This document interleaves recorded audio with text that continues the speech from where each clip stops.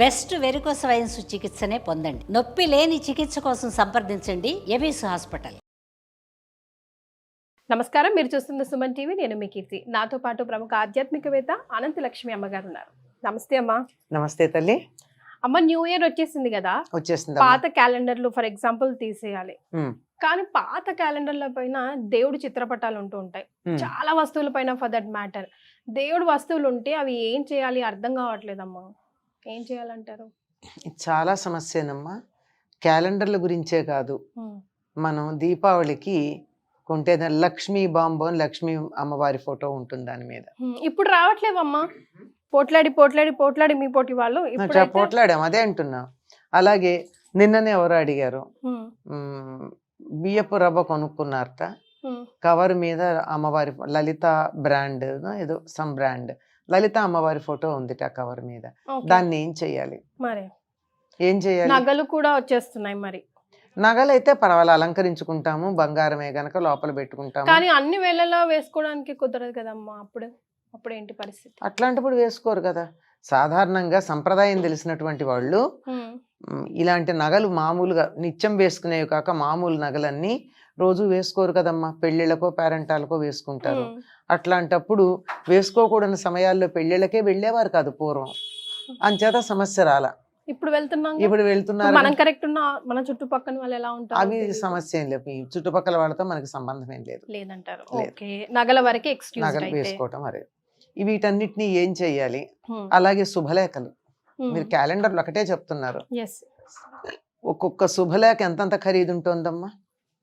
మామూలు middle class are lower middle class అని చెప్పి పెళ్లి చేయడమే చాలా కష్టపడుతున్నాం అనేటటువంటి వాళ్ళు వేసేటటువంటి శుభలేఖ ఖరీదు 25-30 రూపాయలు ఉంటుంది కనీసం, మినిమంలో మినిమం. అవునమ్మా. దాని మీద అందరి దేవుళ్ళ ఫోటోలు. ఏం చేయాలి ఇవన్నీ? ఏం చేయాలి? పూర్వం అయితే ఒకటో ఇద్దరో ఎక్కడో ఉండేవాళ్ళు, ఇప్పుడు అందరికీ పంచుతున్నారు. వచ్చారో లేదో తర్వాత మాట. వీటన్నిటిని ఏం చేయాలంటే పెద్ద సమస్య. మనం తెరిచి కూడా చూడట్లేదు. ఈ ఇన్విటేషన్స్ ఇస్తే బాగుంటుందేమో అనిపిస్తుందమ్మా. వాట్సాప్ ఇన్విటేషన్లే చాలా అనిపిస్తుంది. ఈ శుభలేఖ ఇచ్చాక కూడా ఈ మధ్య ఏం చేస్తున్నారు, ఈ ఇన్విటేషన్స్ పెడుతున్నారు, జెంటిల్ రిమైండర్ అని చెప్పి దానికి ఒక చిన్న అదే వీడియో యాడ్ చేసి చక్కగా వీడియో చేసి పెడుతున్నారు కదా. వీడియో అన్నా పెడుతున్నారు, లేకపోతే జెంటిల్ రిమైండర్ అని చెప్పి దానికి ఇంతకు ముందు పర్సనల్ గా ఇన్విటేషన్ ఇచ్చుంటే దానికి స్కాన్ చేసిన ఫోటో ఒకటి పెట్టి ప్లీజ్ రిమైండ్. ఇలా ఇది బానే ఉందని అనిపిస్తోంది. నేను చాలా మందికి చెప్తాను, ఇంట్లో ఉంటారమ్మా శుభలేఖ ఇవ్వడానికి వస్తున్నాం అంటే ఇవ్వడానికి రావద్దండి, మీ సమయం వృధా చేసుకోకండి, స్కాన్ చేసింది పెట్టండి, మీరు పర్సనల్గా వచ్చినట్టు నేను భావిస్తాను, నాకు అనుకూలమైన ఆ రోజు ఊళ్ళో ఉంటే తప్పకుండా వస్తాను అని చెప్తా. నిజంగానే పెడతా కూడా, అదేం పట్టింపు లేదు, ఫోన్ చేసి చెప్తే చాలు. ఇప్పుడు ఇవన్నీ కాకుండా ఇవన్నీ పెడితే ఏం చేస్తారు? ఎవరింటికన్నా వెళ్ళి చూస్తే ఏం కనపడుతుందమ్మా? చాట కనపడకపోతే పెళ్లి శుభలేఖ మీద చెత్త ఎత్తేటటువంటి సందర్భాలు చాలా చూస్తున్నారా లేదా? అవునమ్మా, నిజమే కదా. అలాంటివన్నీ కనపడుతున్నాయి.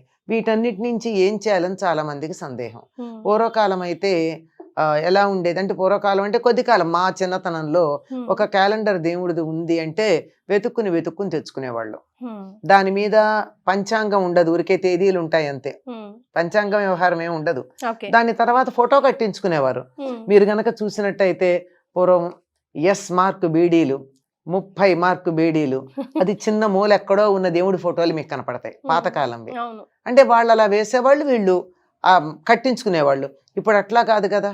ప్రచారం కోసం ప్రతి వాళ్ళు ఫోటోలు క్యాలెండర్లు వేస్తున్నారు. అలాగే శుభలేఖలు, అలాగే అనేకమైనటువంటి వస్తువుల తాలూకు అన్ని వీటన్నింటివి మీద ఉంటున్నాయి. వీటిని ఏం చేయాలన్నది ఎప్పటికైనా సమస్యగానే ఉంది. ముందు ఉన్న వాటిని చూస్తూ ఏం చేయాలో తర్వాత చెప్పుకుందాం. ఉన్న వాటిని ఏం చేయాలంటే వీటన్నింటినీ తీసుకుని చక్కగా ఒక మంచి రోజు ఒక ఫుల్ బకెట్లో నీళ్లు పెట్టి ఆ నీళ్లలో నానబెట్టండి. దాని మీద ఉన్నటువంటి బొమ్మలన్నీ కరిగిపోతాయి కదా. కానీ ఇప్పుడు ప్లాస్టిక్ వస్తున్నాయి కదమ్మా, అవి కరగవేమో. పేపర్ అయితే ఓకే, పేపర్వే నేను చెప్పేది. క్యాలెండర్లు అలాగే ఉంటాయి కదా, ఎంత లేదన్నా 1-2 రోజులకి నానతాయి. నానిన తర్వాత దాని మీద మీకు ఎటువంటి బొమ్మ ఉండదు. అటువంటి ఆ కాగితాలని తీసి, కాగితం ఎప్పుడు కూడా ఎప్పుడైతే నీళ్లలో ఉండి రంగు అంతా పోయిందో ఆ కాగితాన్ని కుండీలో పడేస్తే మట్టిగా మారుతుంది కాస్త 6 నెలలకి. శుభ్రంగా అది పడేయచ్చు. మనకి లేవనుకో, మొక్కలు పెట్టుకునే కుండీలు అవి లేవనుకో, చెత్తలో కూడా పారేసేయచ్చు. ఈ నీళ్లు మాత్రం ఎవరు తొక్కని చోట పారబోయాలి. మొక్కలకు వేసేస్తే సరిపోతాం కదమ్మా, మొక్కలకు వద్దు. ఎందుకు అంటే అవన్నీ రసాయనాలు కదా, ఆ రంగు రసాయనాలకు మొక్కలు పాడైపోతాయి. అందులో మొక్కలు ఎప్పుడన్నా మనం చెత్త కూడా పడేసే ప్రమాదం ఉంది, పనికిరాని నీళ్ళు అవి. అంచేత ఎవరు తొక్కని చోట పోయాలి. అదొక పద్ధతి. ఎన్నని చేస్తామా, సంవత్సరం అంతా ఇలాంటి పనులే చేసుకుంటూ పోతామా? అంచేత అందరికీ ఒక రిక్వెస్ట్ ఏమిటంటే, నేను చాలా మందికి చెప్తాను, శుభలేఖల మీద దేవుళ్ళ ఫోటోలు వెయ్యకండి, మీ గుండెల్లో పెట్టుకోండి. స్వస్తి, ఓం మార్క్ అట్లా వేసుకోవచ్చమ్మా. అవైనా కానీ అంత ఖరీదు ఎందుకమ్మా శుభలేఖ? దాని బదులు వచ్చిన వాళ్ళకి ఒక జాకెట్ ముక్క పెట్టండి, 2 పళ్ళు ఇవ్వండి ఆ డబ్బు పెట్టి. మీరు ఇచ్చిన కార్డును చూసి వస్తారా, మీ మీద ప్రేమతో వస్తారా? కరెక్ట్. 25-30 రూపాయలు ఒక్క కార్డు, ఒక ఇన్విటేషన్కి పెట్టే బదులు మీరు 25-30 మినిమం చెప్తున్నాను నేను. కొన్ని ఇన్విటేషన్స్ అయితే 150, 200, 300 రూపాయల ఇన్విటేషన్స్ కూడా నా దగ్గర ఉన్నాయి, ఇచ్చినటువంటి వాళ్ళవి. కనీసం మనం ఓపెన్ చేసి కూడా చూడమమ్మా. టైం, డేట్, వెన్యూ తెలిస్తే సరిపోతుంది.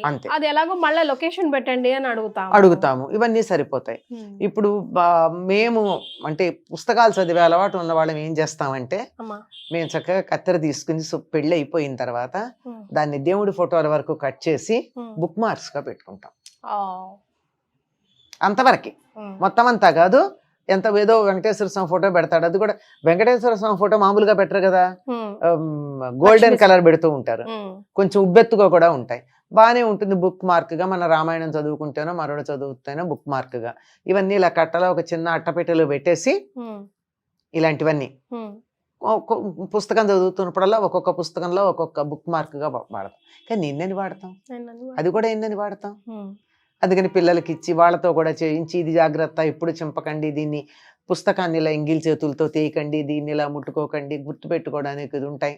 పుస్తకాన్ని ఎప్పుడు కూడా మడవడం, దాంట్లో అండర్లైన్ చేయడం, నోట్సులు రాయడం, ఇవన్నీ ఎందుకో నాకు అగౌరవపరిచినట్టు అనిపిస్తుంది.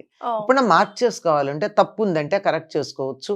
లేదా చాలా క్లిష్టమైన పదం నేను మర్చిపోతానేమో అని అనుమానం ఉంటే దాన్ని పక్కన సన్నగా మార్జిన్లో పెన్సిల్తో రాసుకోవచ్చు. కానీ అండర్లైన్ చేసి, కొట్టేసి, ఇది చేసి పేజీలు మడిచిపెట్టి ఏమిటో పుస్తకాన్ని సరస్వతీదేవిని అవమానపరిచినట్టు అనిపిస్తుంది నా ప్రాణానికి. నేను చేయనా పని నీట్ గానే పెట్టుకుంటాం. ఇప్పుడు ప్లాస్టిక్ వి కూడా అతక పెడతారు కదమ్మా, అవన్నీ నీళ్ళలో నిమజ్జనం చేస్తే దాచిపెట్టి, ఎక్కడ ప్లాస్టిక్ ఉబ్బుగా ప్లాస్టిక్ బిల్లల్లాగా, లాకెట్స్ లాగా చేసి ఇప్పుడు పెళ్లి పత్రికలకి స్టిక్ చేస్తూ ఉంటారు. మరి వాటి సంగతి అంటున్నా, అవి నీళ్లలో నానవుగా, నీళ్లలో వేసినా ఇదే ఉంటాయి. నేను ఒకళ్ళ ఇంట్లో చూసాను, చిన్న వినాయకుడివి ఇంత ఉబ్బెత్తుగా బిళ్ళల్లాగా ఉన్నాయి, అవి నీళ్లలో నానవు. వాళ్ళు అలాంటి బిళ్ళలన్నీ తీసి ఏం చేశారంటే ఇలా వరుసగా ఒక దారాన్ని గుచ్చి గుమ్మానికి ఇలా వేలాడదీశారు, కట్ చేసి. అంటే ఉంటే అలా చెయ్యొచ్చు, కానీ అంత శ్రద్ధ, అంత ఓపిక, అంత తీరిక ఇప్పుడు ఉద్యోగాలు చేస్తే మీలాంటి అమ్మాయిలకు కానీ నాలాగా వీధుల పట్టుకు తిరిగేటటువంటి నాలాంటి దానికి కానీ ఒకప్పుడు ఉండేదేమో, కానీ తిరిగి ఇప్పుడు ఉండదు కదా. దాన్ని అలా పడేయాలంటే ప్రాణం సూరమంటుంది. ఆ పేపర్ల దగ్గర చూస్తే ఇంతంత కట్టలు ఇన్విటేషన్స్ ఉంటాయి. దయచేసి నేను అందరికీ రిక్వెస్ట్ చేసేది ఏంటంటే, చూసేవాళ్ళు ఎవరైనా ఉంటే వీలైనంత వరకు మీ బ్రాండ్స్ దేవుళ్ళ ఫోటోలు వేయకండి. మీ దేవుళ్ళ ఫోటోలు మీ గుండెల్లో పెట్టుకోండి. కావాలంటే ఇంత విడిగా ఇవ్వండి, ఇష్టమైన వాళ్ళు తీసుకుంటారు, లేని వాళ్ళు లేదు. మీరు ఎవరినన్నా చూసారా అమ్మా, జీసస్ ఫోటో వేసినటువంటి ఒక బ్రాండ్ వస్తువు ఎవరైనా క్రిస్టియన్స్ వేయగా చూసారా? వాళ్ళ నుంచి అవి ఎందుకు నేర్చుకోం మనం? అలాగే అల్లాహ్కి సంబంధించింది ఏదన్నా రాసింది ముస్లిమ్స్ వేయగా మీరు చూసారా? బుద్ధుడి బొమ్మతో బుద్ధిస్టులు వేసింది ఏదన్నా కనపడుతోందా? లేదే. ఎక్కడన్నా మీకు జీసస్ వైన్స్ అన్న పేరు కనపడుతుందా? మనకి గణేష్ వైన్స్ కనపడుతుంది కావాలంటే, వెంకటేశ్వర వైన్స్ కనపడతాయి కదా. కనీసం పీటర్ మటన్ షాప్ అన్నది కనపడిందా మీకు? మన కనకదుర్గ మటన్ షాప్ కనపడుతుంది, గణేష్ వైన్స్ కనపడతాయి.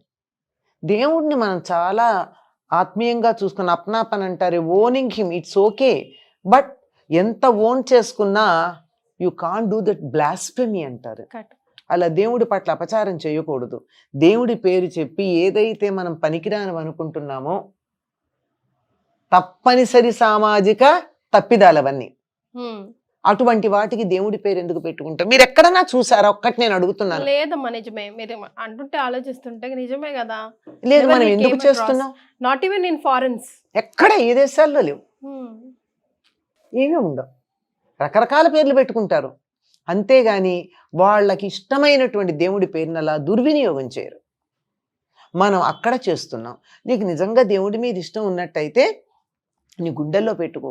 లేదా దేవుడి ఫోటో ఒకటి, పెళ్లికొచ్చిన వాళ్ళందరికీ ఇష్టమైన వాళ్ళు తీసుకుంటారు. అది కూడా అందరికీ కాదమ్మా, ఇష్టమైన వాళ్ళు తీసుకుంటారు. నీకు ఇష్టమైతే తీసుకోండి అని అక్కడ పెట్టండి.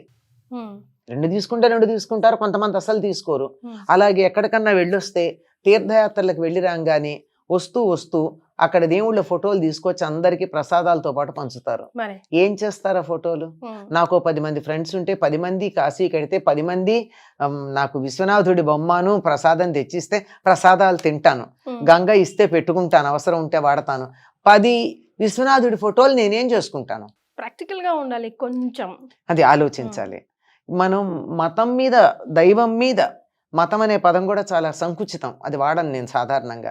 దైవం మీద మనకి గౌరవం ఉంటే, భక్తి ఉంటే దాన్ని భక్తిగా ప్రదర్శించండి, బెర్రిగా పిచ్చిగా చేయకండి.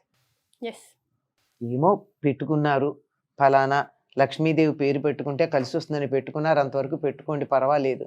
కానీ అందువల్ల ఆవిడ ఫోటోలు వేసేసి అవన్నీ ఇవి చేసేసి చేయాల్సిన పని లేదు కదా.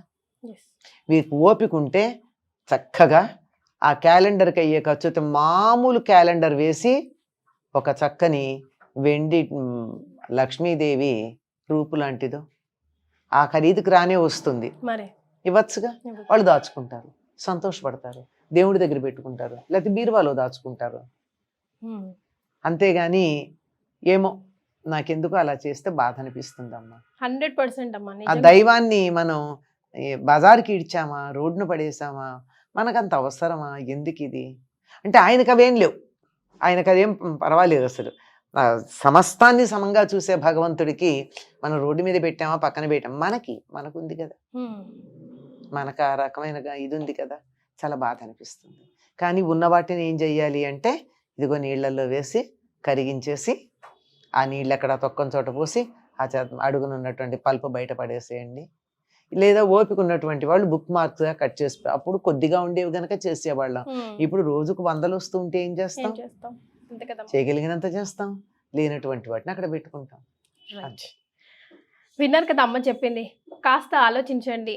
మీరు విన్నది, నేర్చుకుంది అమ్మ ద్వారా, ఈ వీడియో ద్వారా 10 మందికి షేర్ చేయండి. చాలా సంతోషం అమ్మ, ధన్యవాదాలు.